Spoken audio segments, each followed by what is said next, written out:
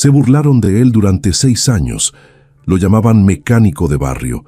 Decían que las piezas que guardaba en el fondo de su taller eran chatarra, restos de metal, cosas raras. En 1988, un hombre de Estados Unidos llegó dispuesto a pagar lo que nadie en esa ciudad ganaba en un año entero y fue directamente a su puerta. Lo que Héctor no dijo ese día valió más que todo lo que sus enemigos habían dicho en 6 años. Había algo en don Héctor Villanueva que nadie en esa calle podía definir con precisión. No era su estilo, pues era un hombre común, de estatura media, con las manos grandes y callosas de alguien que había pasado décadas bajo los coches. Tampoco era su voz, pues hablaba poco y cuando lo hacía, elegía sus palabras con la misma meticulosidad con la que se eligen las herramientas. Era algo más. Era una especie de serenidad que irritaba a quienes carecían por completo de ella. El taller Villanueva se ubicaba al final de la calle Morelos, en un barrio donde los perros dormían en medio de la acera y nadie se quejaba. Era un almacén con paredes blancas manchadas de aceite y un letrero de metal que el propio Héctor había pintado a mano 30 años atrás. Las letras estaban descoloridas, pero el letrero nunca había sido reemplazado. Para Héctor, un letrero descolorido significaba tiempo, y el tiempo para él era el bien más preciado. En aquel cobertizo, 3 mecánicos trabajaban bajo su supervisión. Ramiro, el mayor de los 3, que cojeaba ligeramente de la rodilla derecha desde un accidente con un gato hidráulico en 1974. Beto, el más joven, que había empezado como ayudante a los 15 años y nunca se había marchado. Y Chava, que tarareaba canciones de Vicente Fernández mientras cambiaba el aceite y juraba a cualquiera que la melodía adecuada aceleraba el trabajo. El taller no era grande, pero era honesto, y en el barrio de la calle Morelos, la honestidad valía más que el espacio. Todo comenzó una tarde de septiembre de 1982, no con una explosión, ni con una revelación dramática. Comenzó de la manera más silenciosa posible, con un camión de chatarra que se detuvo en la esquina. El camión pertenecía al viejo Macedonio, un hombre que llevaba 40 años vendiendo chatarra y que conocía el valor de las cosas mejor que la mayoría de los economistas. Estaba descargando piezas viejas en el solar vacío de la esquina cuando Héctor salió del taller a tomar un café a media tarde. Fue entonces cuando lo vio, entre un montón de tuberías oxidadas y la carcasa destrozada de un radiador. Algo no encajaba. Héctor se detuvo, dejó su taza de café en el alféizar de la ventana y caminó lentamente hacia el montón. Se agachó con la delicadeza de quien se agacha tantas veces al día que su cuerpo ha aprendido a conservar energía. Y miró, era un carburador, no uno cualquiera. Era un carburador Carter AFB de doble cuerpo, un modelo específico para el motor 289 de alto rendimiento de un Ford Mustang de 1966. Héctor conocía esa pieza como si la hubiera tenido grabada en la memoria desde siempre. Sabía que se ensamblaba a mano en la fábrica, sabía que el modelo estaba descatalogado, pero sobre todo, sabía que esa pieza en particular, en ese estado, completa con las tapas originales y el número de serie visible en el lateral, era algo que no volvería a ver en mucho tiempo. Estaba asqueroso, cubierto de grasa negra y endurecida. Tenía una abolladura superficial en la tapa derecha, pero estaba intacto. Y estar intacto en ese contexto era un milagro. Héctor le hizo una seña a Macedonio con un movimiento de cabeza. ¿Qué deseas por este artículo? El anciano miró el carburador como si lo viera por primera vez. Esto no sirve. Es demasiado viejo. Ni siquiera sé de qué coche salió. Lo sé. ¿Cuánto quieres? Macedonio se rascó la nuca. Ofreció el precio más bajo que se atrevió a pedir por algo que, en el fondo, sentía que era inútil. Héctor pagó sin regatear. Llevó la pieza al taller. La limpió milímetro a milímetro con queroseno y un paño seco. Inspeccionó las agujas de combustible. Revisó los ejes del acelerador y verificó el número de serie en el catálogo que había guardado durante años en un estante. Confirmó sus sospechas. Luego envolvió la pieza en un paño de algodón limpio. La metió en una caja de madera que usaba para guardar componentes delicados y la llevó al fondo del cobertizo. Allí había un estante de metal donde guardaba las piezas que consideraba especiales, piezas que el tiempo había vuelto raras, piezas que otros habían desechado porque no sabían lo que tenían entre manos. Ramiro fue el primero en darse cuenta. ¿Qué trajiste, don Héctor? Un carburador. ¿Qué coche? Para alguien que algún día lo buscará. Ramiro no entendió. Beto tampoco. Chava estaba cantando y no prestó atención. Pero en los días siguientes, Cuando la historia del carburador comprado en el desguace se extendió por el barrio, como todas las historias se extendían allí, las reacciones fueron unánimes. En la barbería de la esquina, la historia provocó risas. En la tienda de Doña Esperanza, donde los hombres del barrio bebían cerveza los viernes por la tarde, generó aún más risas. Y en el concesionario Aurelio, ubicado a 6 cuadras de la calle Morelos y el establecimiento automotriz más grande y comentado de la zona, la historia llegó a oídos de don Aurelio Castrejón un lunes por la mañana, mientras tomaba café en su escritorio de caoba, y le arrancó una risa corta y seca. Villanueva compró chatarra, le dijo al gerente que se lo había contado. ¡Qué sorpresa! Es justo lo que uno esperaría de un mecánico aficionado. La frase se repitió. Como todas las frases pronunciadas por hombres ricos, repetidas por aquellos que quieren aparentar cercanía con el dinero. Y, como era de esperar, la noticia llegó a oídos de Héctor. Estaba debajo de un Datsun de 1978 con problemas en la caja de cambios. Cuando Beto le contó lo que Aurelio había dicho, Héctor guardó silencio un momento. Continuó trabajando. Luego respondió sin apartar la vista de la caja de cambios. Cuando alguien te llama su patio trasero, es porque tiene miedo de entrar en tu jardín. Beto no lo entendió del todo, pero memorizó la frase, como si supiera que algún día tendría sentido. La caja de madera que contenía el carburador fue colocada en el estante trasero, cubierta con una tela, esperando. ¿Alguna vez has guardado algo que otros querían tirar? Algo que parecía no tener valor, pero que sabías, con esa certeza que no necesita explicación, que algún día lo significaría todo. Don Héctor lo sabía, y por eso esperó. Don Aurelio Castrejón era de esos hombres que confundían el respeto con el miedo. Aprendió desde muy joven que bastaba con alzar la voz en el momento oportuno para silenciar a quienes lo rodeaban, y durante toda su vida interpretó ese silencio como admiración. El concesionario que heredó de su padre había crecido bajo su dirección, y este crecimiento había alimentado en él una convicción inquebrantable, que entendía de coches mejor que nadie en la ciudad. No lo entendía, pero creía que lo entendía. Y en ciertas circunstancias, creer es más poderoso que saber. El concesionario de Aurelio tenía una fachada de azulejos blancos y una hilera de autos nuevos exhibidos en la acera, con los precios escritos en letras rojas en los parabrisas. Contaba con 2 mecánicos con uniformes azules, una recepcionista que contestaba el teléfono con voz ensayada y una sala de espera con sillones tapizados y un televisor en la pared. Para los estándares del barrio y los distritos vecinos, era un establecimiento prestigioso, y don Aurelio se aseguraba de que nadie lo olvidara. Héctor Villanueva era todo lo que Aurelio necesitaba despreciar para sentirse bien consigo mismo. No había una razón específica para la hostilidad.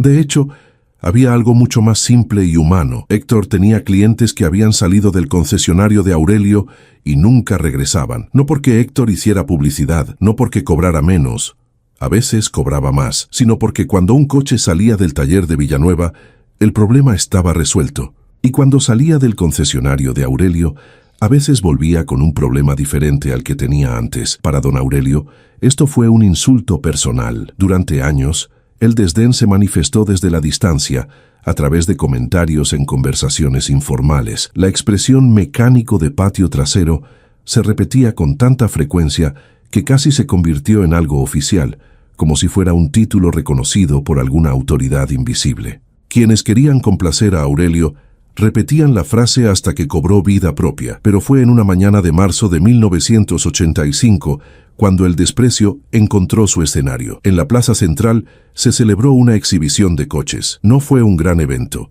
Era el tipo de iniciativa que el presidente de la Asociación de Comerciantes del Barrio organizaba una vez al año para impulsar los negocios. Cada establecimiento podía exhibir un vehículo, repartir folletos y hablar con la comunidad. Era un evento vecinal, informal, con puestos de comida en los alrededores y niños correteando entre los coches. Héctor le había llevado un Ford Galaxy de 1970 restaurado a un cliente que luego no pudo pagar y terminó dejando el auto como parte del trato. Fue un trabajo honesto, realizado durante meses, con la búsqueda de cada pieza minuciosa. El auto quedó impecable. La pintura original fue restaurada, el motor revisado y el interior renovado con materiales de la época. Don Aurelio había comprado un sedán completamente nuevo, directamente del almacén, sin historial alguno. La mañana transcurría sin contratiempos. La gente se detenía frente al Galaxie, hacía preguntas y admiraba el trabajo. Héctor respondía con su habitual serenidad, explicando cada detalle a quien quisiera escuchar. Ramiro permanecía a su lado, orgulloso como si el coche fuera suyo. Fue entonces cuando Aurelio se acercó acompañado de dos hombres que trabajaban para él, el gerente y un joven vendedor que aún no había aprendido a distinguir cuándo era momento de reír y cuándo era momento de ponerse serio. Aurelio se quedó un instante frente a la Galaxia, cruzó los brazos, inclinó ligeramente la cabeza, como si examinara algo que no le impresionaba. Había al menos 15 personas alrededor en ese momento. Vecinos, comerciantes, posibles clientes. Aurelio lo sabía. Precisamente por eso había elegido ese momento. ¡Qué juguete más bonito!, dijo en voz alta para que todos lo oyeran. Lástima que sea un juguete de desguace ensamblado por un aficionado. El joven vendedor se rió. El gerente esbozó una sonrisa incómoda. Héctor no respondió de inmediato. Miró a Aurelio con esa serenidad que irritaba a quienes carecían de ella. Luego miró el coche. Después volvió a mirar a Aurelio. El motor ha sido revisado, la carrocería está alineada y la pintura es original y restaurada, dijo con voz desprovista de emoción, como si describiera un hecho técnico.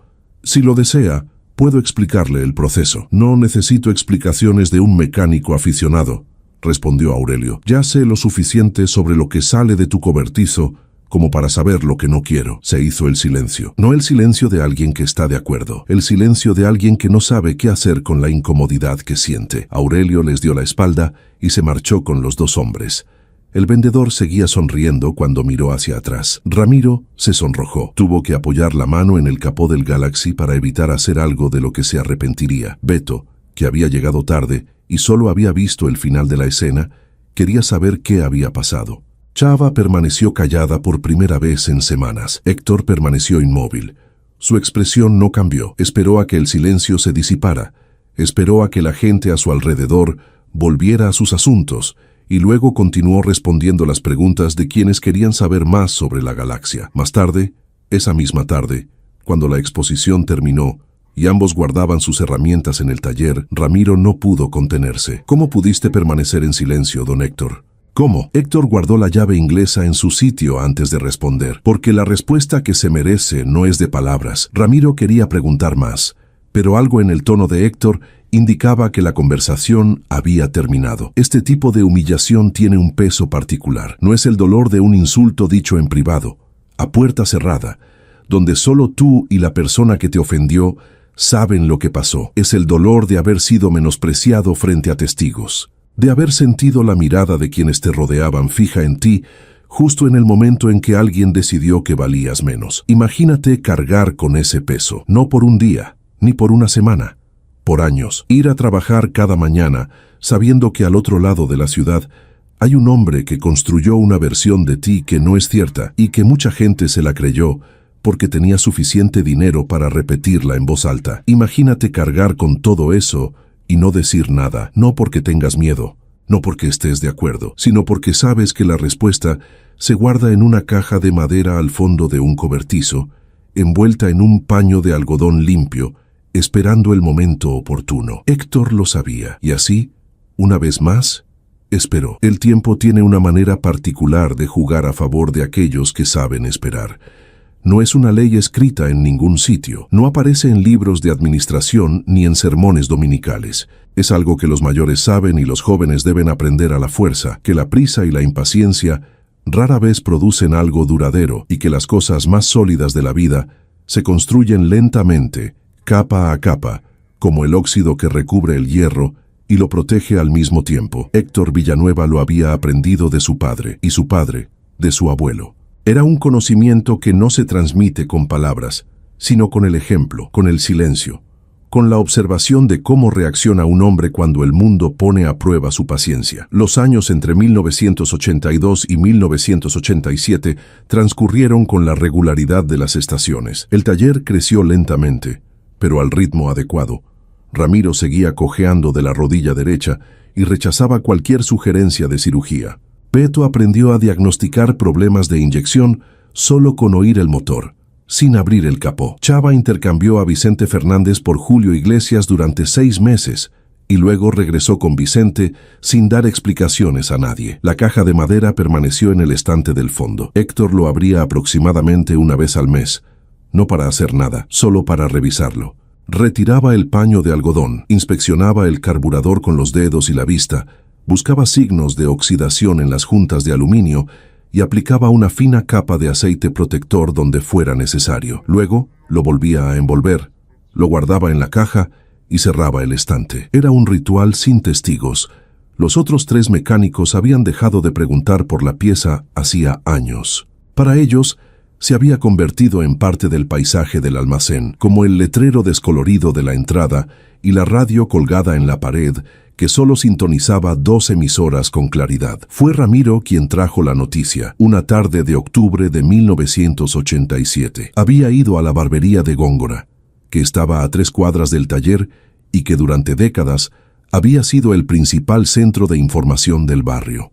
En la barbería de Góngora, la gente se enteraba antes que en ningún otro sitio de la reelección del alcalde, del cierre de la carnicería o de la boda del hijo del farmacéutico con una mujer de otra ciudad. Era un lugar donde los hombres conversaban porque tenían tiempo para hacerlo y donde las historias cobraban más detalles con cada repetición. Esa tarde, el tema de conversación fue un extranjero. Un hombre de Los Ángeles había estado en la ciudad 2 semanas antes. Un estadounidense de mediana edad con un español que dejaba claro que lo había aprendido en un aula, no en la calle. Había recorrido 5 ciudades del estado en un coche alquilado, hablando con mecánicos, coleccionistas, dueños de desguaces y cualquiera que pudiera tener información sobre piezas originales para Mustangs clásicos de los años 60. En cada lugar que visitaba, dejaba una tarjeta con un número de teléfono estadounidense y una lista de los artículos específicos que buscaba. El primer elemento de la lista era un Carter AFB para un motor 289 de alto rendimiento, modelo del año 1966, con el número de serie original. Ramiro narró la historia despacio, como siempre se contaban las historias en las barberías, haciendo pausas en los momentos precisos, añadiendo detalles que daban peso al relato. Cuando terminó, miró a Héctor esperando una reacción. Héctor estaba apoyado en el mostrador, con los brazos cruzados y la mirada fija en un punto en el centro del cobertizo. Permaneció así durante un tiempo que a Ramiro le pareció excesivamente largo. ¿Dejó alguna tarjeta por aquí cerca?, preguntó finalmente. En el desguace de Macedonio. Y en la tienda de repuestos de Rufino. ¿Tienes la tarjeta? Ramiro sacó del bolsillo de su camisa una tarjeta arrugada que le había pedido a Góngora que guardara en cuanto se mencionó el nombre del cliente. Se la entregó a Héctor con una solemnidad que no se correspondía con el simple acto de pasar un trozo de papel de una mano a otra. Héctor miró la tarjeta, leyó el nombre, leyó el número. La guardó en el bolsillo del pantalón con el mismo cuidado con el que había guardado la prenda 5 años antes. Luego se dirigió al estante del fondo, abrió la caja de madera y se quedó mirando el carburador durante un largo rato. No dijo nada, pero Ramiro, que estaba a 4 metros de distancia y conocía a Héctor desde hacía más de 20 años, vio en el rostro de su jefe algo que jamás había visto. No era alegría, no era triunfo. Era algo más sereno y profundo que esas 2 emociones, la expresión de alguien que había visto el mundo organizarse exactamente como lo había imaginado, sin prisas ni errores. En los días siguientes, Héctor no llamó al número que aparecía en la tarjeta. Ramiro no lo entendía, Beto tampoco. Solo Chava, que por aquel entonces había regresado con Vicente Fernández y era particularmente sensible, comentó una vez, mientras cambiaba un filtro de aire, que don Héctor estaba esperando el momento oportuno, que había una diferencia entre saber que se tiene la respuesta y elegir cuándo darla. Los otros 2 permanecieron en silencio, pero ninguno de ellos discrepó. Lo que Héctor sabía y lo que los 3 mecánicos intuían sin poder expresarlo era que llamar a ese número desde un almacén en la calle Morelos, una tarde cualquiera, sin testigos ni contexto, sería un desperdicio de 5 años de paciencia. La pieza tenía un valor que iba más allá del dinero que el estadounidense estaba dispuesto a pagar. Tenía el valor de todo lo que se había dicho sobre Héctor en los últimos años. Cada comentario, cada risa, cada vez que la expresión mecánico de patio había circulado por el pueblo. Una respuesta dada en el momento equivocado es solo una respuesta. Una respuesta dada en el momento adecuado es una historia que la gente cuenta durante décadas.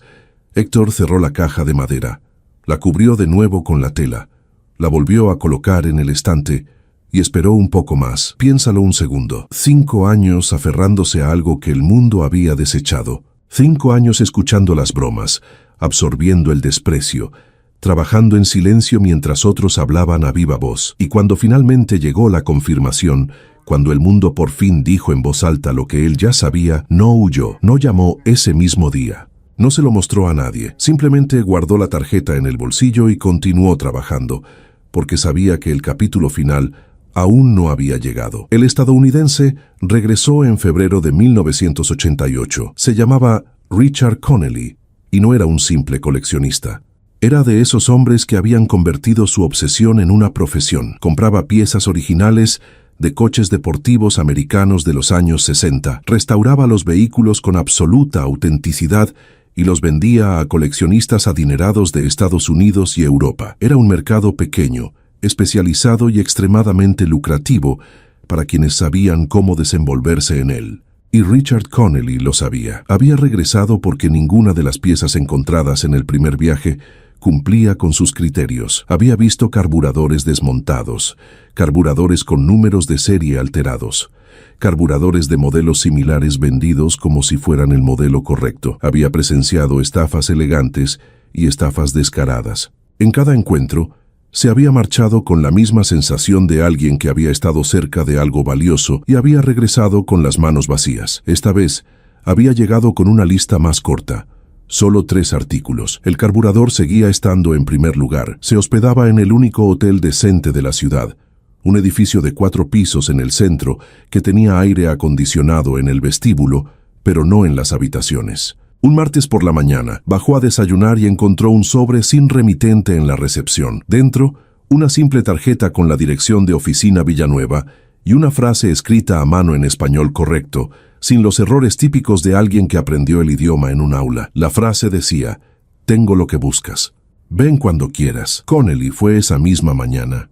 Mientras tanto, al otro lado de la ciudad, don Aurelio Castrejón se había enterado del regreso del estadounidense por los mismos canales de los que se había enterado de todo lo demás. La red de personas que le debían favores y que entendían que la información era una forma de pago. También se había enterado con menos precisión, pero con suficiente entusiasmo como para actuar, de que Connelly buscaba repuestos originales de Mustang de los años 60. Aurelio había hecho algunas llamadas, había consultado con proveedores de repuestos importados que operaban al margen del mercado legal. Había encargado con urgencia, a un precio elevado, un carburador que el proveedor describió como original de la época, con procedencia verificada y documentación disponible. La documentación, como Aurelio descubriría más tarde, mucho más tarde de lo necesario, era papel impreso en una imprenta de Monterrey por alguien que sabía usar ordenadores y al que le importaba poco la verdad. Pero aquella mañana de martes,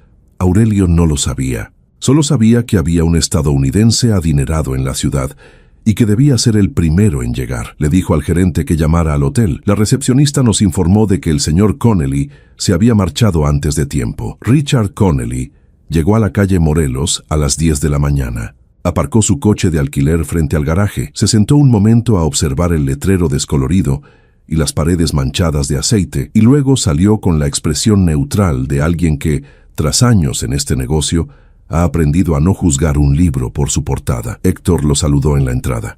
Un saludo directo, sin formalidades. Le ofreció café, que Connelly aceptó.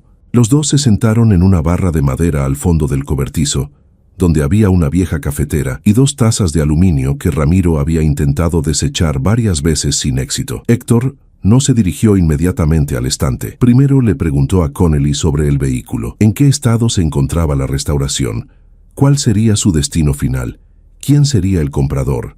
Eran preguntas de mecánico, técnicas y precisas, que Connelly respondió con la soltura de quien está acostumbrado a ser evaluado antes de evaluar. Ramiro, Beto y Chava estaban trabajando al otro lado del almacén, fingiendo no prestar atención, lo que significaba que estaban prestando toda la atención del mundo. Después del café, Héctor se levantó, fue al estante del fondo, sacó la caja de madera y la llevó al mostrador.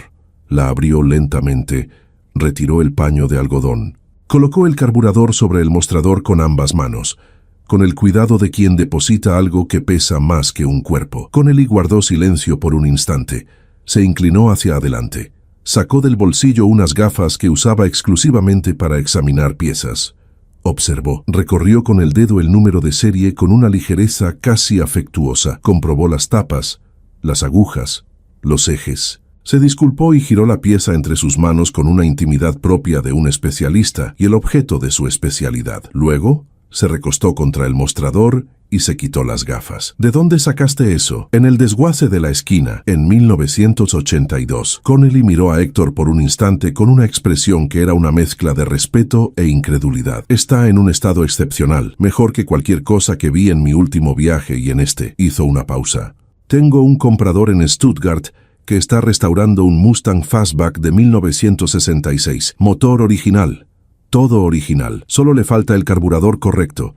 Esperó 3 años por una pieza en estas condiciones. Sé que esperó, dijo Héctor. Yo también esperé. Connelly comprendió que la frase tenía más de una capa. No preguntó por las demás. La negociación fue sencilla. Connelly hizo una oferta inicial generosa para cualquier desguace o taller mecánico de barrio. Héctor escuchó. Guardó silencio unos segundos y luego mencionó una cifra 4 veces mayor. Ramiro, al otro lado del cobertizo, dejó caer una llave que golpeó el suelo de cemento con un sonido metálico que resonó por todo el lugar. Beto fingió toser. Chava dejó de cantar por segunda vez ese año. Connelly ni pestañeó. ¿Tienes documentación para la pieza? Héctor abrió un cajón debajo del banco de trabajo y sacó un sobre. Dentro estaban el recibo original de la compra en el desguace de Macedonio, una ficha técnica manuscrita, con la inspección completa que había realizado en 1982, fotografías tomadas durante los 6 años de almacenamiento y una copia del catálogo original del fabricante, con el número de serie rodeado con un círculo rojo. Connelly examinó cada documento con la misma atención que le había dedicado a la obra de teatro. Cuando terminó, lo organizó todo cuidadosamente. Lo volvió a guardar en el sobre y miró a Héctor. Acepto el precio. Fue en ese preciso instante cuando un coche se detuvo frente al taller. Don Aurelio Castrejón entró con el gerente y una caja que llevaba como si fuera un trofeo. Había vuelto a llamar al hotel, tras enterarse por un contacto de que el estadounidense había preguntado por calle Morelos en recepción y había llegado demasiado tarde para ser el primero, pero con tiempo suficiente para creer que aún había tiempo. Vio a Connelly sentado en el banco de trabajo, vio la caja de madera abierta, vio el carburador entre ellos.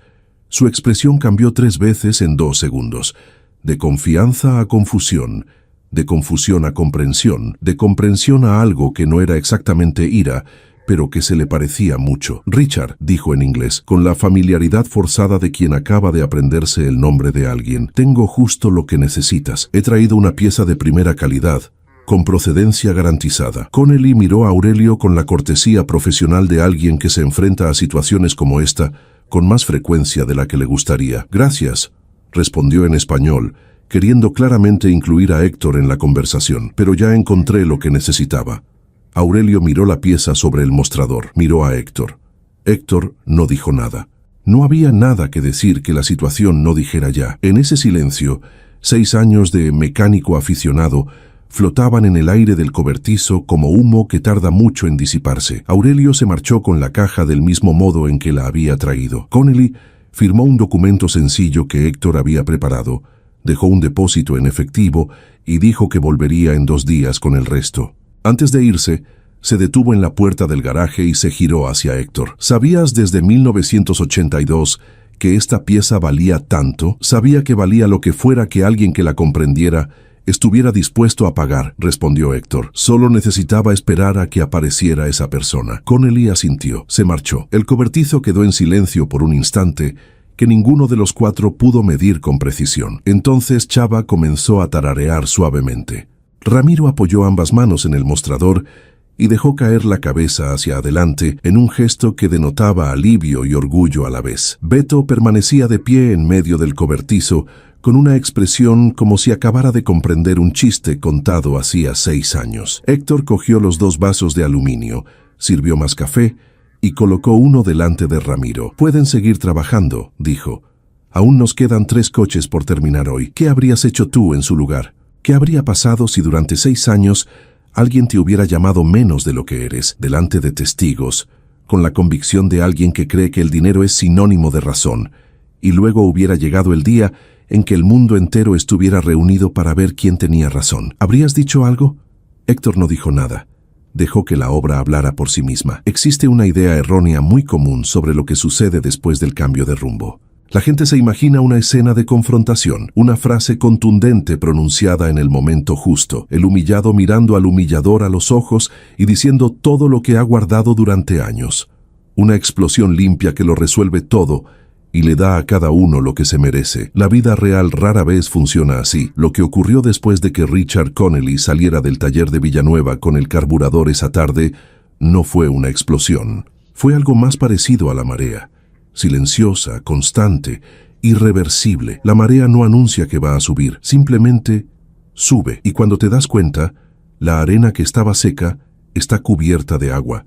Y no te queda más remedio que aceptar que la geometría de la costa ha cambiado. 2 días después, Connelly regresó con el resto del pago, tal como había prometido. También trajo, sin que se lo pidieran, una carta con membrete que describía la procedencia y el estado de la pieza, dirigida al comprador en Stuttgart. Fue un gesto de reconocimiento profesional que Héctor recibió con un firme apretón de manos y que Ramiro guardó como si fuera un documento sagrado. El dinero que recibió por la obra no transformó a Héctor. No era ese el tipo de hombre que era. El dinero entró en su cuenta con la misma discreción que caracterizaba todo lo demás en su vida. Una parte la ahorró, otra parte la reinvirtió. Una pequeña parte la destinó a algo que había pospuesto durante años: reparar el techo del cobertizo, que goteaba en 2 sitios cuando llovía con fuerza, y del que Ramiro se había quejado con frecuencia desde 1979. El techo nuevo fue el único cambio visible, pero al mismo tiempo se producían cambios invisibles, con la paciencia de la marea. La historia del carburador se extendió por el barrio como suelen hacerlo las historias reales, lentamente al principio, luego a su propio ritmo, adquiriendo detalles que no eran del todo falsos, pero que la memoria colectiva había embellecido para hacerlas más comprensibles. Algunos decían que el precio pagado era el doble del que realmente era. Otros afirmaban que el estadounidense había regresado 3 veces antes de cerrar el trato. Ninguna de estas versiones era exacta. Todas contenían algo de verdad. Lo que la historia captaba, más allá de cualquier detalle específico, era esto: un hombre al que llamaban el del patio trasero había guardado algo durante 6 años que nadie más reconocía, y el mundo había llegado a su puerta para confirmar lo que él siempre había sabido. Este es el tipo de relato que resuena. No porque sea extraordinario, sino porque a la mayoría de la gente le han llamado paleto alguna vez en su vida, y la mayoría no ha tenido la paciencia de esperar la respuesta adecuada. Los clientes que habían abandonado el concesionario Aurelio a lo largo de los años y habían encontrado lo que buscaban en el taller Villanueva seguían llegando. Pero ahora venían acompañados. Niños, suegros, vecinos que habían oído la historia del estadounidense y querían llevar su coche al mismo sitio donde habían guardado una pieza durante 6 años, porque sabían que algún día la necesitarían. Había una lógica que el cliente medio podía comprender. Un mecánico que piensa así sobre una pieza, piensa así sobre tu coche. Héctor no hizo publicidad. No puso un letrero nuevo. No contrató recepcionista, ni sillas tapizadas, ni un televisor en la sala de espera. Lo que hizo fue contratar a un cuarto mecánico, luego a un quinto, y ampliar el almacén comprando el terreno contiguo que había quedado vacío después de que el dueño se mudara a Guadalajara. Ramiro supervisó la ampliación con una seriedad que parecía desproporcionada para la renovación de un almacén, pero que de hecho era proporcional a todo lo que representaba dicha renovación. Beto aprendió por su cuenta sobre la inyección electrónica de combustible, comprando manuales técnicos con su propio sueldo, porque comprendía que los coches nuevos requerían nuevos conocimientos, y que quedarse estancado significaba quedarse atrás. Héctor se enteró semanas después, y le devolvió el dinero de los manuales sin que Beto se lo pidiera. Chava se quedó. En la otra punta de la ciudad, las cosas transcurrían de forma diferente. Don Aurelio no perdió el concesionario de la noche a la mañana. No fue así. Fue la marea otra vez, silenciosa, constante. Un cliente que no regresó. Luego otro. Un servicio que salió mal y que el cliente comentó a 3 conocidos, quienes a su vez se lo contaron a otros 3. La reputación que se había forjado a base de repetir una frase, mecánico de patio trasero, Descubrió que una reputación construida sobre la ruina de otro carece de fundamento propio. Cuando el otro triunfa, el fundamento desaparece. Aurelio hizo lo que suele hacer la gente así cuando el mundo deja de confirmar su versión de los hechos. Culpó al mundo. Culpó a los clientes que no sabían apreciar la calidad. Culpó a la competencia desleal. Culpó al estadounidense que había acabado en la calle Morelos en lugar de acudir a él. Jamás en ningún momento hizo una introspección con la honestidad necesaria para comprender lo sucedido, porque comprender lo sucedido habría requerido admitir su error. Y eso era algo que don Aurelio Castrejón no sabía hacer. Héctor se enteró por Ramiro, quien a su vez se enteró por Góngora en la barbería, de que el concesionario había despedido al joven vendedor que se había reído en la exposición de 1985. También supo que el gerente había renunciado voluntariamente, lo que en el vocabulario de las empresas en apuros significa cosas que nadie dice en voz alta. No sintió satisfacción alguna. Sintió algo más neutral, la confirmación de que el mundo, con el tiempo suficiente, tiende a organizarse según su propia lógica, independientemente de la intervención de quienes resultaron perjudicados, que no era necesario haber dicho nada aquella tarde en la exposición de 1985, que no era necesario haber dicho nada cuando Aurelio entró en el almacén y salió con la caja bajo el brazo, que el silencio no había sido debilidad.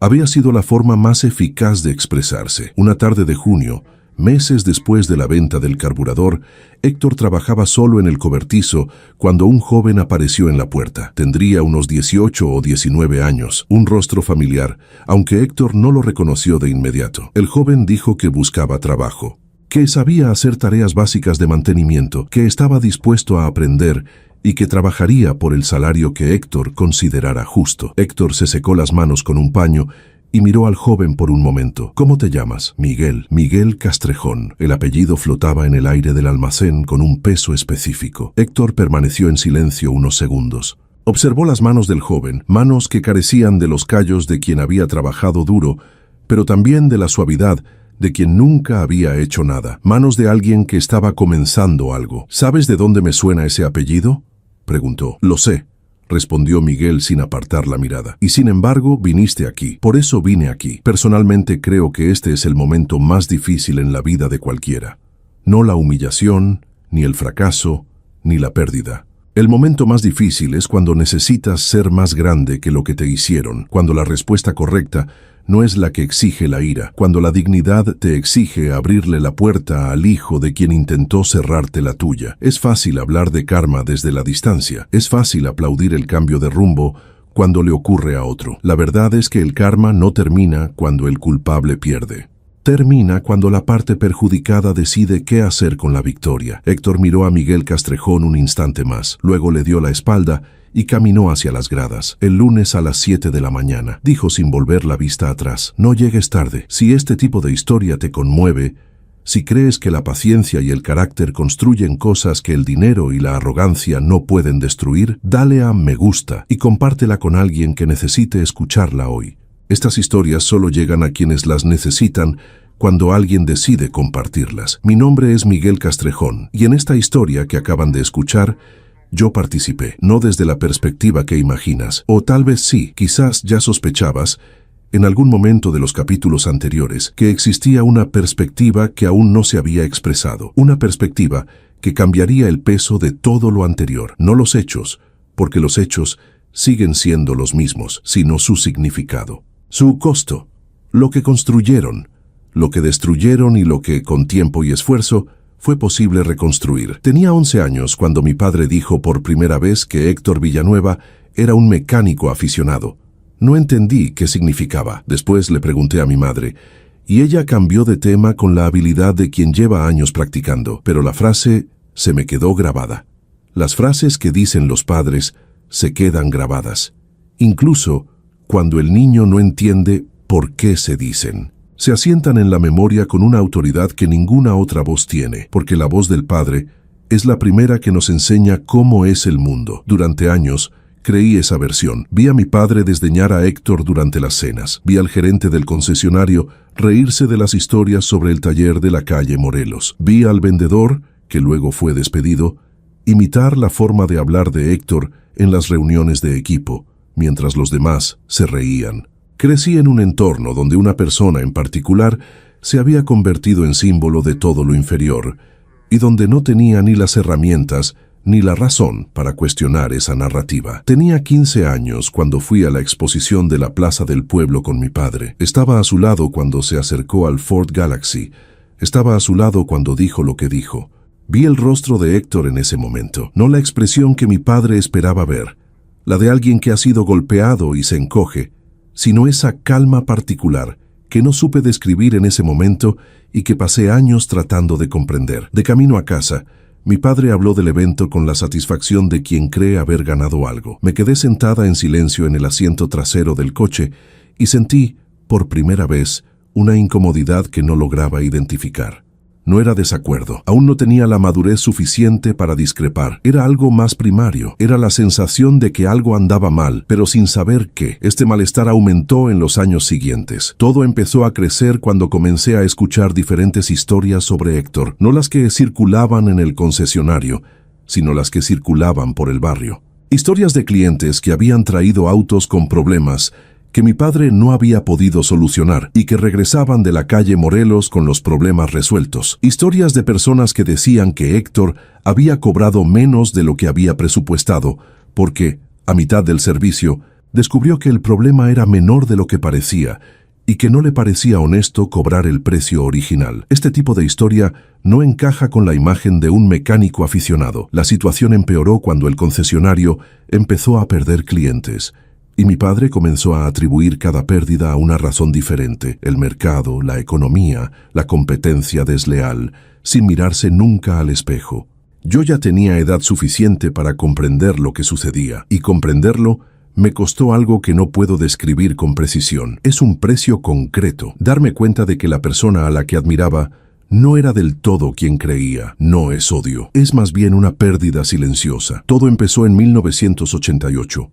Cuando mi padre regresó a casa tras entrar en aquel almacén con una caja bajo el brazo y salir con ella intacta. No me contó lo sucedido, no hacía falta. Me enteré por Góngora como todos los vecinos, y cuando por fin comprendí la historia completa, el carburador guardado desde 1982, los 6 años de espera, el americano, el precio pagado, también comprendí, de golpe y sin posibilidad de rectificar, que había crecido creyendo la versión equivocada. Esto cambia a una persona, no de repente, no de un plumazo. Cambia lentamente, como la marea, que es la única metáfora honesta para el tipo de transformación que ocurre cuando uno vuelve a los cimientos de todo lo que ha aprendido a creer y descubre que parte de esos cimientos estaban construidos sobre arena. Pasé meses decidiendo si ir o no a la calle Morelos. Mi madre no lo sabía. Yo no se lo conté a nadie. Había una vergüenza de por medio que necesitaba aprender a separar de la responsabilidad, porque la vergüenza y la responsabilidad parecen lo mismo cuando eres joven, pero son cosas distintas. La vergüenza es lo que sientes por lo que otros han hecho. La responsabilidad es lo que haces con lo que otros han hecho. Podía soportar la vergüenza de mi apellido y no hacer nada al respecto. O podrías presentarte en la puerta de un almacén en la calle Morelos una tarde de junio y decir que estabas buscando trabajo. Cuando Héctor me preguntó si sabía de dónde conocía mi apellido, y le dije que sí, y me miró fijamente durante un instante que pareció interminable, no supe qué iba a pasar después. Había ensayado diferentes respuestas. Para la ira, había ensayado qué diría si me despedía con palabras que mi padre merecía, pero yo no. Para la indiferencia, había ensayado cómo reaccionaría si simplemente decía que no había ninguna vacante y cerraba la puerta. No había ensayado para lo que sucedió. Lunes 7 de la mañana. No llegues tarde. Trabajé en el taller Villanueva durante 6 años. Aprendí a diagnosticar problemas de transmisión con Ramiro, quien cojeaba de la rodilla derecha y tenía más paciencia que cualquier profesor que hubiera tenido en la escuela. Aprendí a entender los motores con Beto, quien había comprado manuales de inyección electrónica con su propio sueldo, porque comprendía que dejar de aprender era una forma de morir lentamente. Aprendí de Chava que cantar mientras se trabaja no es falta de seriedad, sino una forma de respeto por el propio trabajo. Y aprendí de Héctor lo que mi padre nunca supo enseñar, no porque fuera un mal hombre, sino porque lo ignoraba, que el carácter de una persona no se mide por lo que hace cuando la observan, sino por lo que hace cuando nadie la ve. Por la pieza que guarda en una caja de madera durante 6 años, no porque alguien la vaya a descubrir, sino porque es lo correcto. Por el mecánico que no dice nada cuando podría decirlo todo. No por debilidad, sino porque sabe que la respuesta más poderosa es la que da el tiempo. Mi padre cerró el concesionario en 1991. No fue una ceremonia ostentosa, fue con el silencio gradual de las cosas que llegan a su fin. Lo visité esa semana.